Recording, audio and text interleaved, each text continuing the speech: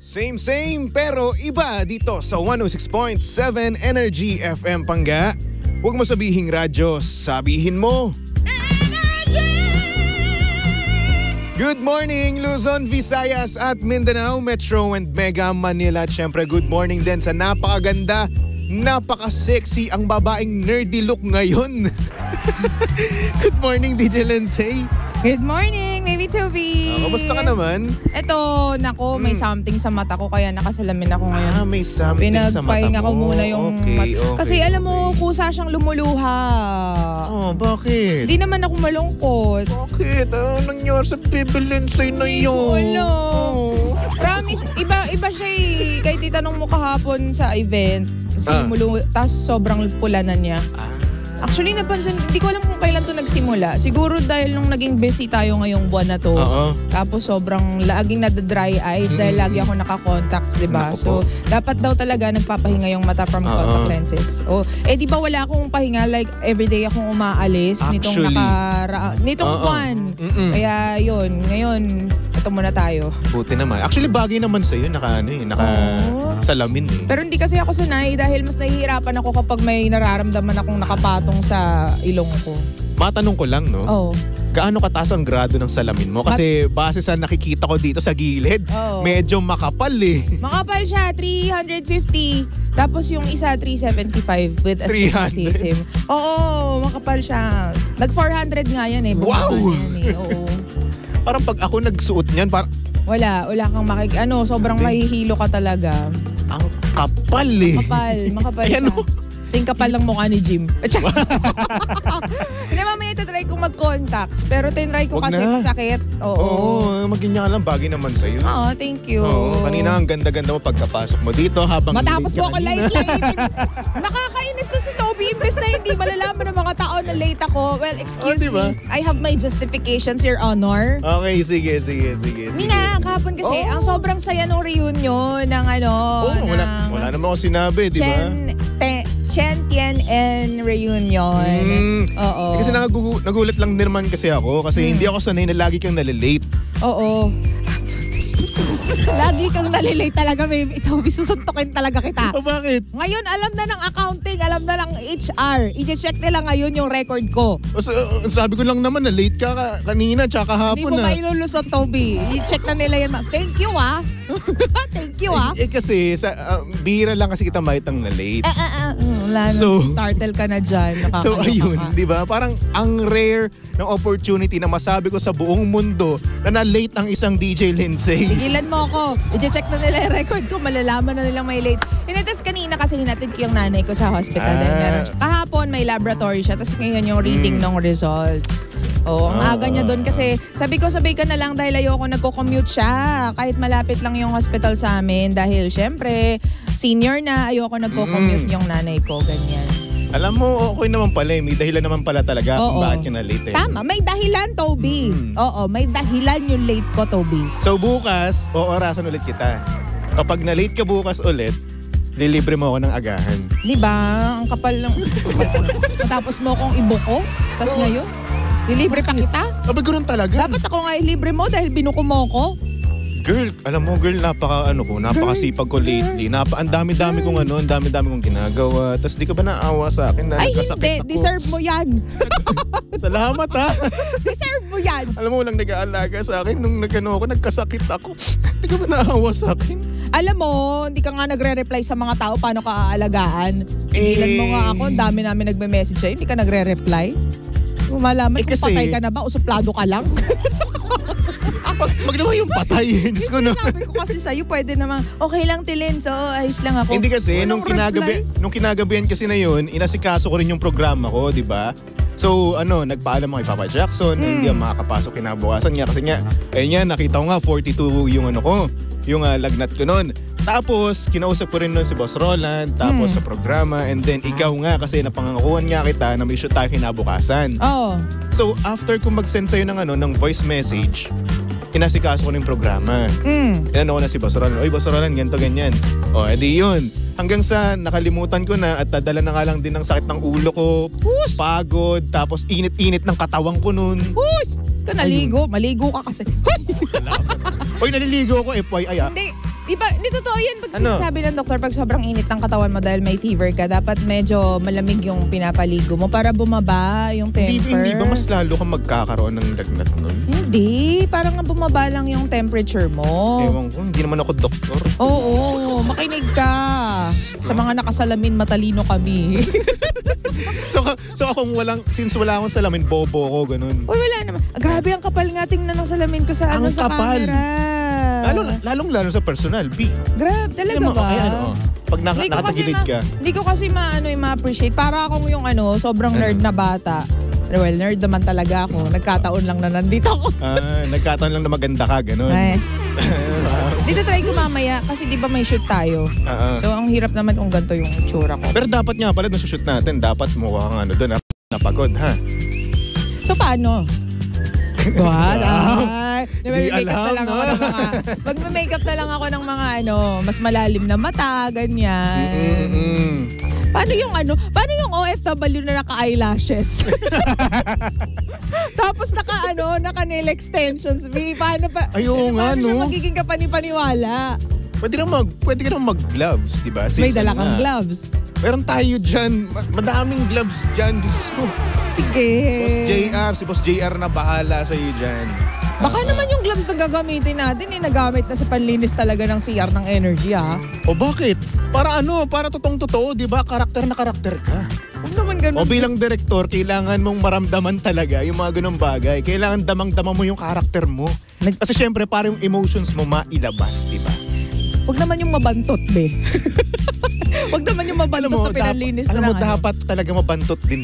Ay, naku, sinasabi ko sa'yo. Ano ba kasi hindi ba pa... Alam mo, ito yung director na hindi man lang nagsasabi ng storyline, wala man lang briefing.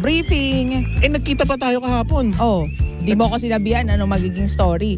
Sa lahat ng director, ikaw yung papapasukin mo lang yung artista, tas kamwat may na lang yung role. Uy, sabi ko, di ba, sabi ko sa'yo, ito yung role mo dito. Isa kang OFW. Ayun lang yung sinabi mo. Hindi mo man lang sinabi kung minolestya ba siya, kung tinakasan ba ng may hindi utang. naman minolestya. Hindi nga natin alam. Etong director scriptwriter, director, cameraman, siya na lahat yun. Editor, siya na lahat yun, oo. Diba? Mamaya sabihin ko sa'yo, para surprise, di ba? Oo. Sige na nga. Anyway, DJ Lensay, bago natin na pag-usapan yung ating, message sender, binabati ko muna si Eliza ng Baguio City. Hello, Eliza. Kamusta ka? Salamat sa ube jam. Sorry na. bumili nun. Ikaw pala. Sorry. Ano saan ko report? Sorry naman. Oo. Sarap nga nun Shinare ko sa nanay ko. Grabe. Mahilig kasi siya sa... Kaya ayoko magbigay ng ayoko magbigay ng mga pasalubong. Hindi ako pinapasalamatan. Hindi ako yung pinapasalamatan. Akala iba nagbili sa kanila nun. On air kita pinasalamatan nun, Baby Toby. Kang ganyan. Kainis. You're hurting my feelings. Alam mo yung pinag-effortan ko. Oo. Binitbit mo galing Baguio, papunta dito kahit ang bigat-bigat, di ba? Alam mo, dapat dalawa pa nga yun Oo. Oo, inalala pa rin kita kahit girl, kahit wala na akong cash nun, girl. Grabe nga Inalala pa rin kita. Mga walang utang na loob. Inalala pa rin kita. Grabe talaga. Para lang, dahil nasabi ko lang sa ere na bibilhan kita ng uve jam. Oo, tama. Diba? Oo. Kaya tapos ikaw, sabihin Eliza. Sabihin mo kay Eliza, thank you sa kanya sa uve jam. Hindi, kasi kaya ka naman pumunta doon sa Baguio para mag-vacation, Anyway. di ba? Oo. Tapos with friends. Baguio with friends. Yun nga. Naku, ikwento mo na nga yung natin dyan. Bago pa tayo magkapikunan sa totoong buhay. Charing. Okay, sabi Eliza, bilhan po kita uve jam sa Friday. Ayan nga, nakita ko nga. Nako, don't make promises, girl. Kasi itong partner ko, na-fulfill niya na yung promise niya na magdala ng ube jam. So Friday, ba't pupunta ba siya dito sa Friday? Ewan ko. Magmamanila daw siya. Sabi niya. So leave ka sa Friday. Nakalib naman talaga ako ng Friday. Nakalib. Thursday, Friday, nakalib ako. Nakalib Kaso naman nga lang, pala. papasok ako. Oo. Pumunta kayo doon sa Pebbles para magbanding-bandingan kayo doon. Pebbles, libre. Oo. Libre ako. Girl. Oo. Pero syempre, i-promote mo para kumita naman kami. Para mabawi naman yung... Eto. Madami followers na ito sa TikTok. Kaya sinasabi ko sa inyong dalawa, pumunta kayo doon. Oo. Di ba? Anyway, ito na, pag-usapan na natin, Lensay. Eto nga, yung ating sender na si Ivan Oh. ay medyo delulu. Meron What do siyang you mean by delulu? moments. Delusional. Delusion. Oo, ganon. Ay nako, keep up naman. Sorry na, kasi ang alam kong delulu yung kanta ni Zach Tabudlo. Doon niya yung nabuo eh. Talaga? Hindi naman niya sinabi kasi. Ito si Zach kasi. Ganon ba yun? Delulu. Anyway, eto na nga, DJ Lindsay, no? Etong ating sender kanina, and na-feel niya daw yung mixed signal from his loved one. Mixed signal. Pero, wala, hindi pa sinasabi nung taong gusto niya na gusto niya rin siya. Ngayon, nag-create siya sa utak niya ng mga certain scenario like, ngayon, ay, ang sweet-sweet niya sa akin. Siguro gustong-gusto niya ako. Tapos the following day daw, parang wala na. Parang cold na ulit at parang wala nang pakialam. So para sa akin naman, ang sabi ko kasi kanina, hindi totoo yung mixed signal. Kasi una sa lahat, nagkakaroon lang naman ng mixed signal dahil nilagyan mo ng mali siya yung ginagawa niya. Pwede. Which is totoo naman talaga, di ba? Kasi syempre, di ba kapag pinapakitaan tayo ng isang mabuting asal, ng kabaitan, di ba? Lalong-lalo kapag yung taong gusto natin yung nagpapakita sa atin ng mga ganitong bagay. Nilalagyan natin yan ng mali siya eh. Yes, diba? kinukulayan natin. Oo, kasi what if ganun lang pala talaga siya, di ba? What if na siya mabait lang din naman talaga sa iba niyang tropa, di ba? At sa ibang tao, ibang lalaki, ganun din siya. True. So ngayon, dahil may gusto ka, di ba, ang gagawin mo, lalagyan mo ng mali siya yung mga ginagawa niya sa'yo. Which is dapat hindi. Oo, totoo yan. At laging laging biktima dyan yung mga lalaki. Oo. Diba? Kasi minsan may mga lalaking nananahimik lang and was raised really, in a very good manner ng kanyang parents. Dahil sabi nga nila, raised like a prince sa kanilang kingdom.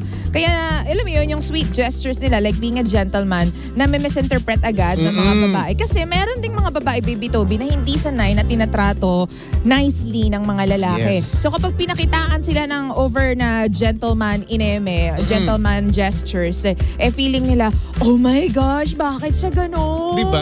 Akalain ka agad, nanliligaw ka sa kanya. Na may interest agad. Pero hindi. Ako ganito kasi since lumaki ako kasama ang kapatid kong babae at nanay ko, namatay kasi agad yung tatay ko eh. So, I was raised by a girl, by my mother, no? So ayun, natutong rumispeto sa mga babae at kayang-kaya ko talagang respetuhin yung mga tropa kong babae.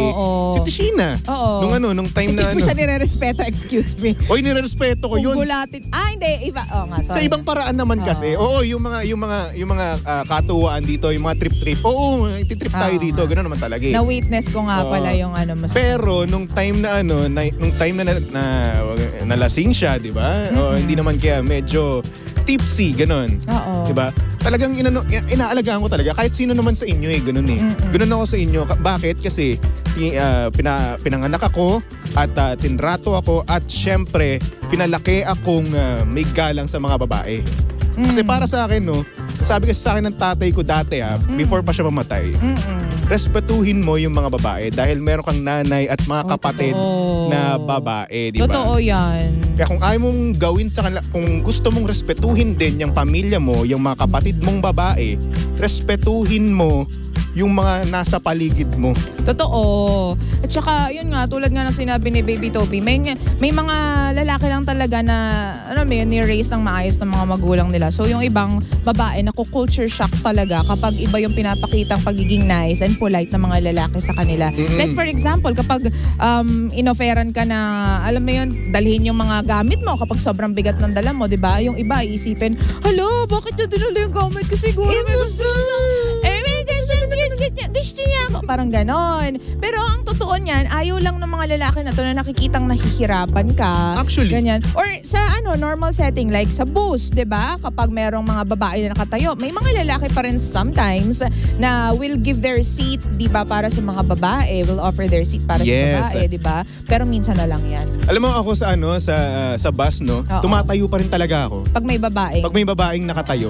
Di ba? Kasi ako kasi nakikita na nahihirapan yung babae, lalong-lalo na sa mga buntis, no? Totoo. Kasi minsan kasi ang nangyayari kapag yung iba kong nakikita doon kapag nasa may harapan sila, talagang hindi talaga sila tumatayo Ay, totoo yan. Ang titigas ng mga mukha nila. Ako kapag dati nung nagbubus pa ako, kapag may senior naman akong nakikita, may mga lalaki na, sorry na po hindi naman lahat, pero ang titibay ng mukha kasi, although alam naman natin na iba talagang pagod din siguro, kaya kailangan nila maupo. Pero kapag matanda naman, yung aakyat, wag nyo na naman pong dapat walang pagdadalawang isip. Paupuin nyo po, lalo na kapag nakikita mong mahina na. Kasi ang nangyayari, Baby Toby, ako talaga yung, yung tumatayo, tapos dito po kayo, lola, ganyan, nanay, upo po kayo dito, or tatay, upo po kayo dito, ganyan. Na parang I feel bad for this, for these senior citizens kasi hindi nga, yung 'di ba, yung first lane ng mga bus dapat sa kanila yan sa buntis, sa mga senior citizens, mga bata, ganyan. Kaso hindi ganoon yung nangyayari. Actually, diba? ang masakit pa dito, no, yung mga nakaupo doon sa mga priority seats, no. Yung mga bata pa. Yung mga malalakas pa, 'di ba? Hindi naman sa no. Yes, pagod tayong lahat, oo. Yung iba pa nga may mas pagod pa nga sa atin, pero mas pinipili pa rin nila magpaupo ng mga matatanda. Diba? Nung may mga bitbit na mga bata, no? So ugaliin pa rin natin na na rumispeto, no? Hindi ko talaga kaya kapag may matatanda yung nakatayo. As in talagang i-offer ko yung seat ko kahit na pagod din ako. Ganyan. Pero syempre mabalik tayo dun sa ating sender na si Ivan, no? Alam mo, signals. Ivan, sa mixed signal na yan, hanggat maaari iwasan natin na mag-expect ng too much. Bakit? Kasi tayo lang din naman masasaktan . True. Kasi kapag binigyan natin ng mali siya, yung mga ginagawa ng taong gusto natin, yes, masaya siya, nakakilig siya, no? Pero syempre, isipin mo rin yung mental torture niyan sa'yo. Kasi lalong-lalo na kung ngayong araw ay sweet na sweet siya sa'yo, tapos kinabukasan parang wala lang. Totoo. Alam mo, tigil-tigilan mo na yung dilulu na yan, di ba? Oo. Tigil-tigilan na natin yan. Huwag natin isipin yan dahil kada gabi iisipin mo yan. Kada gabi hindi ka makakatulog hanggat hindi mo iniisip yung mga bagay-bagay tungkol sa kanya, kung bakit siya parang tumigil na lang bigla, di ba? Kung bakit kahapon ang sweet-sweet niya, ngayon hindi, di ba? Diba? Kasi isipin mo yan bilang lalaki, no? Bilang lalaki kasi since ganun din naman ako dati. 'Di ba? Naisip yung mga ganyang bagay hanggang sa natuto na nga lang ako na ayaw nga pala. Kaya ako lang nabibigyan ng mali siya, kaya lang nagkakaroon ng mixed signal dahil binibigyan ko ng mali siya yung mga ginagawa niya. Totoo yan. Diba sabi nga nila, kilig responsibly at saka landi responsibly. Tama. Kaya alam mo, may mga babae na tulad ko, parang gusto ko na lang prangka. Gusto mo ba ako? Sabihin mo sa akin. Hindi yung pinaparamdam mo, yung binibigyan mo ako ng mga ganyan gesture. Kasi mas maganda yung malinaw. Although maganda rin naman na pinaparamdam mo kasi may mga lalaki na hindi naman good with words, ganyan. Yes. At saka walang lakas ng loob magsabi na I like you. Pero ako mas gusto ko yung lalaki na straightforward. Straightforward. Natuto na lang. At saka, alam mo yon, by experience. Kasi nga ayoko nagbabasa ng signal. Parang ako yung naguguluhan, ako yung nag-overthink, only to find out in the end na, shucks, hindi naman pala ganito yung iniisip ko. So alam mo yon, parang pina-expect mo yung sarili mo. You were hoping for something na hindi naman pala dadating. Diba? So sabihin mo na lang sa akin, gusto mo ba ako? Kasi gusto rin kita. Kung ayaw mo sa akin, alis na ako. Parang ang dali kausap. Promise talaga. Ay, gusto ko nako. madali lang kausap talaga. Sana all madaling kausap, no? Diba? Ay, nako. So Ivan, good luck sa'yo, no? Kung gusto mo talaga malaman ang kasagutan dyan sa tanong mo, no? Di tanungin mo siya. True. Kung mixed signal ba talaga, kung ganoon din ba siya sa iba, no? Or hindi naman ka mag-research ka, kayang-kaya mo na, malaki ka na. Diba? Anyway, eto DJ Lindsay, mamimigay tayo ngayon ng 3 tickets sa MMFF. Kaya naman, eto na ang pasine ni Pangga. Libreng tickets? Wow! Yes! Salamat, Pangga! Ito na ang pasine ni Pangga.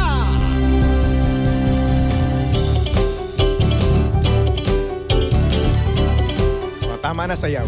Grabe naman kasi yung kantang yan. Sobrang Anyway. oo. Ngayon mga Pangga, tumawag na kayo sa 0287212429. Again, 0287212429 para sumagot sa ating katanungan at manalo ng not 1, not 2, but 3 MMFF tickets. So ngayon, DJ Lindsay, since ako ang nagbigay kahapon ng katanungan, ikaw naman ngayon, oras mo ngayon, kaya go. Oo. Wait lang Ngayon lang nag-isip. Okay. Class, get 1 for sheet of paper, write your name. Yes, ma'am. Okay. Sino? First question. Ma'am. Sino ang gaganap ng Pedro sa pelikulang Penduko? Uy! Again, let me repeat the question. I'm only gonna repeat this twice, so listen up. Sino ang gaganap na Pedro sa pelikulang Penduko? Jano Timer Gibbs. starts... Hindi. Timer starts now. Jano Gibbs. Alam mo, una kong napanood dyan. Oo. Sa Cinema One. Oo. Si Jano Gibbs yung bida. Oo. Ako, si Pedro Penduko. At ako ang bida dito. Ay, may nagtatanong dito, Baby Toby. Lengthwise, ma'am. Hindi, crosswise. Oo, crosswise. Okay. Tawag na kayo. 028-721-2429. Ayan, meron daw. 028-721-2429. Hello? Good morning, sir. Good morning po. Ano po pangalan nila? Arman po, Arman. Taga saan si Arman? San Pedro po. San Pedro. So Arman, eto na nga. Sasagot ka na ba o ulitin ni DJ Lensay ang kanyang katanungan? Pwedeng pakiulit na lang din O, po. pakiulit. Oh my gosh, Arman, you're not listening. Taray. Yung teacher mo, masaray. Okay. Sino ang gaganap na Pedro sa pelikulang Penduko? Matteo Gudicelli po. Spell Gudicelli. Ay, hindi kasama. Okay. Uy, Baby Toby, Matteo Gudicelli daw. Mateo Gudicelli. Matteo Gudicelli is correct! Congratulations! Nanalo ka ng not 1, not 2, but 3 MMFF tickets. Yan, congratulations! Ano ulit pangalan mo? Arman. Arman, congrats. Pero wag mo ibababa ha, wag mo ibababa dahil kakausapin ka ni Boss Rolando Mua. Oo. Tapos, siya ang magsasabi sa'yo kung Kailan? Paano i-claim ang tickets? basta lahat ng mga bagay-bagay, ha? Opo, Okay. salamat po. Arman, Thank you. may tanong lang kami ni Toby, Arman. Yes, Sino kasama mong manonood ng movie, ng MMFF movie na to? Yung pong friend ko po na Friend. taga Cavite po. Uy, Friend. si Andrew ba yun? Chos. Friend. Saan sa Cavite? Imus po, sir. Imus. Imus. Oo. O, sige. Friend ba talaga? Friend ba talaga? Opo. Oo, sige. Sige. Okay. Hanap na rin kayo third wheel, ha? Oo. Okay, Arman. Bye. Opo. Congratulations. Congrats. Anyway. Naku, ano na lang ang bibili niya na lang yung yung pang chicha habang nanonood sila ng movie. Hindi ako niniwalang friends lang sila. Uy, ano ka ba? No way. Pusta, Ayoko, bakit pasugarol ka? Ganun talaga. Kailangan natin ng pera, Brad. Ano pustahan? Pwede naman tanungan lang. Ay, nako. Anyway, pagka magbalik tugtugan muna tayo, susunod na ang napakaganda, napaka-sexy, ang babaeng nerdy look. DJ Lensay para sa programang Lihim ng Liham. And of course, nakakasama mo at nakalandian ang hot baby boy ng radyo. Walang iba kundi si Baby Toby. For our next song, here's a song from Bamboo titled Noy P. Only here at your number 106.7 Energy FM Pangga. Huwag mo sabihing radyo, sabihin mo.